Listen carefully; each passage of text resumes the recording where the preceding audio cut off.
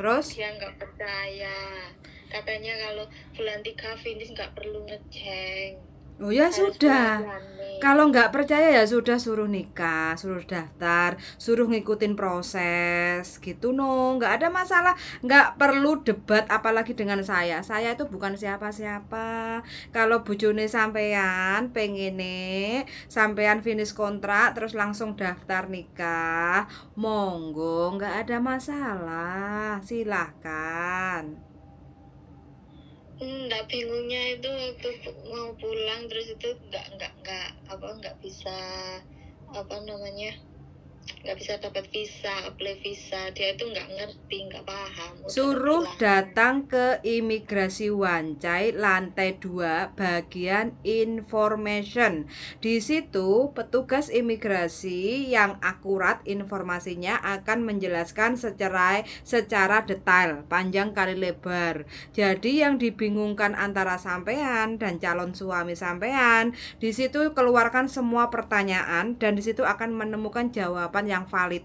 Kayak gitu Mbak, jadi nggak usah bingung ya. Di sini urusan nikah, urusan visa itu semua ada instansi yang terkait kayak gitu. Jadi masalah visa nikah itu nanti sampai selepas nikah visanya sudah habis, domestic helpernya sampai harus bagaimana ya silahkan kayak gitu loh. Kalau saya nggak perlu menjelaskan sama bojone sampean karena saya bukan petugas imigrasi, saya juga bukan siapa-siapa kayak gitu loh. Saya hanya memberikan informasi sebatas pengalaman kayak gitu aja Mbak. Dan saya nggak mau ngomong debat, itu nggak mau.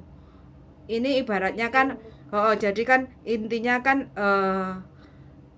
saran-saran. Kalau dipakai monggo, kalau nggak dipakai ya nggak masalah.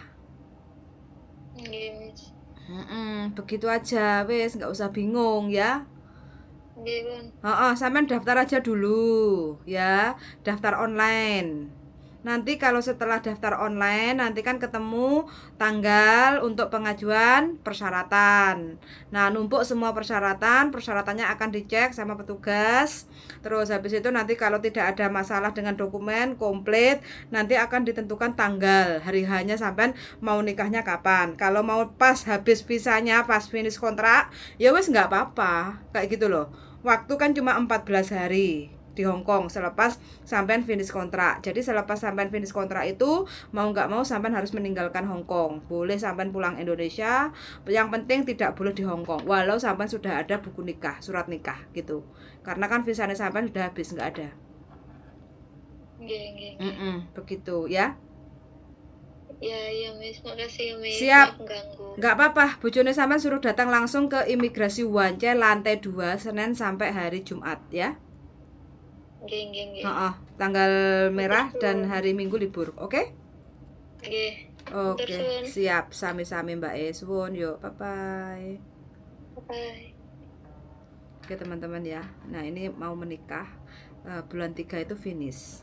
Terus bojone pengennya finish kontrak bulan 3 itu langsung pengajuan daftar nikah kayak gitu. Terus masih bingung kayak gitu ya kalau saya suruh ngomong sama calon suaminya. Ya mohon maaf ya, saya bukan siapa-siapa, jadi nggak ada kepentingannya dengan urusan seperti ini kayak gitu. Jadi saya bukan konsultan yang tercantum atau tertulis kayak gitu ya. Saya hanya memberikan informasi sebatas pengalaman teman-teman yang pernah melakukan pernikahan kayak gitu aja sih.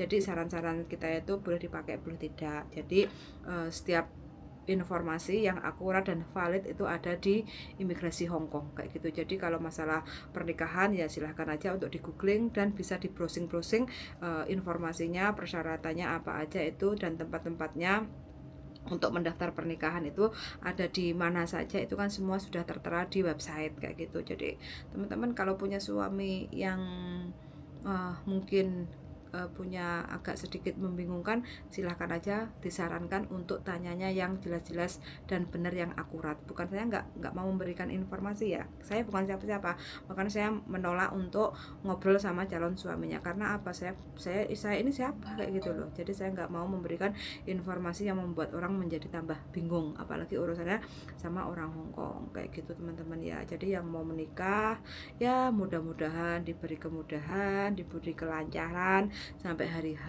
Selepas menikah untuk pengajuan visa dependen, mudah-mudahan semuanya diberi kelancaran kayak gitu ya, karena untuk proses dependen itu yang berperan penting adalah sponsor, jadi pasangan kita yang tinggal di Hong Kong kayak gitu ya. Jadi makanya harus komunikasinya yang baik-baik kayak gitu. Kalau memang susah untuk diberi pengertian ya sudah, nggak masalah kayak gitu ya, suruh ajak aja ke imigrasi Hong Kong, imigrasi Wan Chai tentang masalah visa kayak gitu ya, entah itu visa kerja, entah itu visa sponsor izin tinggal, entah itu visa student, entah itu visa pokoknya visa turis kayak gitu, visitor kayak gitu ya, semuanya bisa dijawab, nggak usah bayar. Kalau kita mau informasi apapun semuanya itu akan dilayani ya, nggak usah bayar. Silahkan datang aja langsung ke imigrasi Wan Chai lantai 2 bagian informasi. Jadi di sebelahnya itu kan lantai 2 itu sebelahnya ada bagian pengambilan formulir, jadi formulir apa aja di situ semuanya ada. Yang penting masalah tentang visa ya, izin tinggal. Nah itu semua ada di situ. Sebelahnya lagi bagian informasi. Jadi kita mau unek-unek apa, punya unek-unek apa itu boleh langsung aja tanya ke imigrasi Wan Chai. Jadi nggak usah pusing. Untuk mbaknya ini nggak perlu pusing kayak gitu loh. Jadi bisa tanya-tanya. Jadi kalau nggak mau repot untuk melaksanakan pernikahan, boleh melakukan nyewa pengacara kayak gitu. Jadi nanti pasangan sama kita itu nggak perlu repot. Jadi semua dokumen kita pasrahkan ke pengacara. Jadi persyaratannya apa aja kita kumpul ke pengacara, nanti pengacara yang akan bantu booking online. Terus nanti acara pernikahannya itu di mana, di hall atau di tempat pengacara itu bisa kayak gitu ya. Jadi kita nggak usah ruwet. Yang penting persyaratannya untuk nikah bagi teman-teman yang statusnya janda ya, jadi siapkan aja akte janda, surat cerai ya, surat cerai, KTP, KK, akte, paspor, terus visa, kontrak kerja, Hongkong ID, itu semuanya di fotokopi. Terus jangan lupa waktu daftar kita nikah itu yang diperlukan adalah surat cerai dan paspor, kontrak kerja, visa, dan Hongkong ID kalau kita masih punya pekerjaan di Hongkong kayak gitu ya. Jadi untuk surat cerainya itu kan masih dalam bentuk bahasa Indonesia, jangan lupa ditranslate dulu.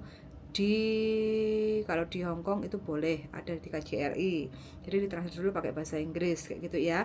Jadi silahkan teman-teman bawa surat-surat yang belum ditranslate itu boleh ditranslate di KJRI gitu ya, boleh, atau di lembaga tempat translate yang tercatat kayak gitu ya. Di Hongkong juga ada. Kemarin bujuku nganter anak yang mau nikah karena urgent kayak gitu di Songwan, itu juga ada kayak gitu ya, tempat untuk translate yang diakui di pemerintah Hongkong kayak gitu.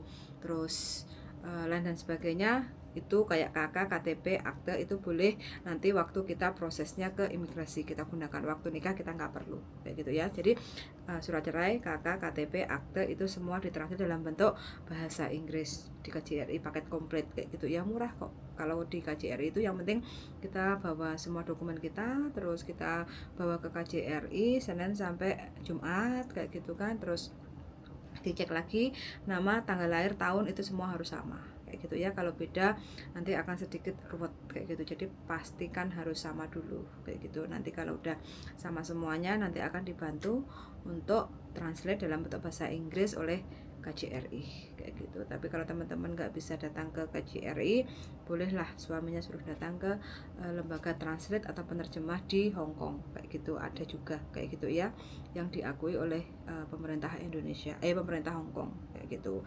Jadi selepas nikah hari H kita hanya perlu 2 saksi aja. Terus kalau kita bisa bahasa Inggris, jadi kita nggak perlu translator. Tapi kalau kita nggak begitu paham bahasa Inggris, karena kan kita orang Indonesia nggak bisa lihat Cina tuh, jadi kita perlu translator dalam bentuk bahasa Inggris. Jadi waktu sumpah nikahnya itu kita ada yang bahasa Inggrisnya, penerjemah kayak gitu ya. Oke, sangat sudah mendengarkan dan see you in the next video. Bye.